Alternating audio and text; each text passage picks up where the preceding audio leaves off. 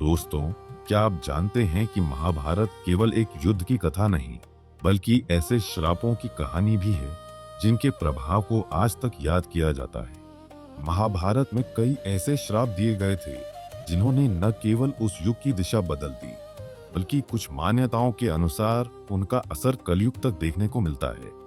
कहा जाता है कि इन श्रापों ने महान योद्धाओं, राजवंशों और यहाँ तक कि पूरे समाज के भविष्य को प्रभावित किया। इनमें कुछ श्राप इतने भयावह थे कि उनके परिणाम पीढ़ियों तक दिखाई दिए।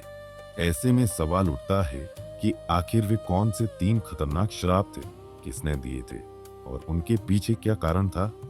दोस्तों, आज की इस वीडियो में हम जानेंगे महाभारत के उन 3 रहस्यमयी और चर्चित श्रापों के बारे में जिनका उल्लेख आज भी धार्मिक कथाओं और लोक मान्यताओं में किया जाता है। तो चलिए बिना किसी देरी के शुरू करते हैं। कथाओं के अनुसार जब महाभारत युद्ध में कर्ण की मृत्यु हुई और महाभारत का युद्ध समाप्त हुआ, तो अंतिम क्रिया के समय कुंती ने पांडवों को सत्य बताते हुआ कहा, कर्ण तुम्हारा बड़ा भाई था। जब यह सच ज्येष्ठ पांडु पुत्र युधिष्ठिर को पता चला तो उन्हें बहुत दुख और पछतावा होने लगा। उनके मन में ये विचार घर कर गया कि उन्होंने अपने ही भाई के खिलाफ युद्ध किया। युधिष्ठिर को लगने लगा कि अगर उन्हें इस सत्य का पहले से पता होता तो शायद महाभारत का यह युद्ध टल सकता था। युधिष्ठिर को इस बात पर इतना क्रोध आया और उन्होंने सारी नारी जाति को श्राप दे दिया कि आज के बाद कोई भी महिला किसी भी बात को पूरी तरह छिपा नहीं सकेगी। इसी वजह से आज भी यह बात सुनने को मिलती है कि महिलाएं अपने पेट में कोई भी बात नहीं छिपा कर रख पाती है। दूसरे श्राप की बात करें तो यह है, श्राप किसी और ने नहीं बल्कि स्वयं श्री कृष्ण ने गुरु द्रोणाचार्य के पुत्र अश्वत्थामा को दिया था। इसके पीछे की कथा की बात करें तो महाभारत के एक प्रसंग के अनुसार जब युद्ध भूमि में गुरु द्रोणाचार्य की मृत्यु हुई तो अपने पिता की मौत का बदला लेने के लिए अश्वत्थामा ने अपनी सारी हदें पार कर दी थी।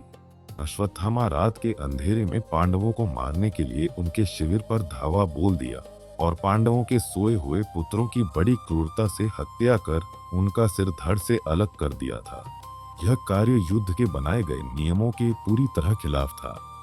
इतना ही नहीं, पांडवों के वंश को पूरी तरह से खत्म करने की नीयत से अश्वत्थामा ने अभिमन्यु की गर्भवती पत्नी उत्तरा के गर्भ पर ब्रह्मास्त्र का प्रयोग किया। अश्वत्थामा की ऐसी क्रूरता देख श्री द्वारकाधीश श्री कृष्ण बेहद ही दुखी और क्रोधित हो उठे, लेकिन अश्वत्थामा को अपने किए पर बिल्कुल भी पछतावा नहीं था।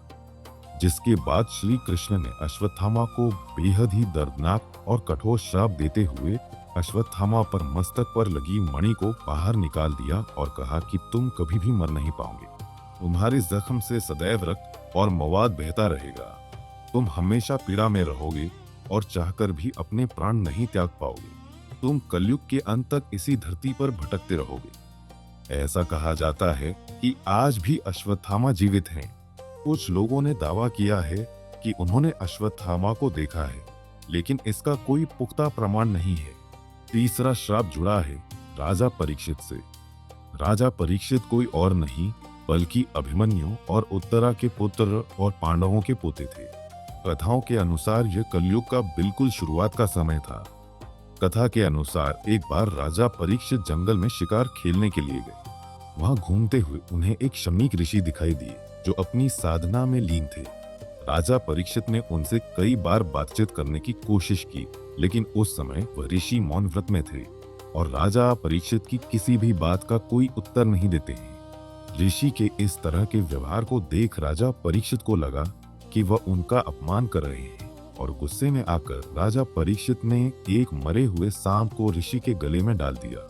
जब ऋषि के पुत्र को इस पूरी बात का पता चला तो क्रोध में आकर उसने परीक्षित को श्राप दिया कि आज से ठीक 7 दिन भीतर एक सांप के काटने से तेरी मृत्यु हो जाएगी। कथा कहती है कि श्राप सत्य हुआ और ठीक 7 दिन तक्षक नाम के बेहद ही जहरीले नाग ने राजा परीक्षित को डस लिया और उनकी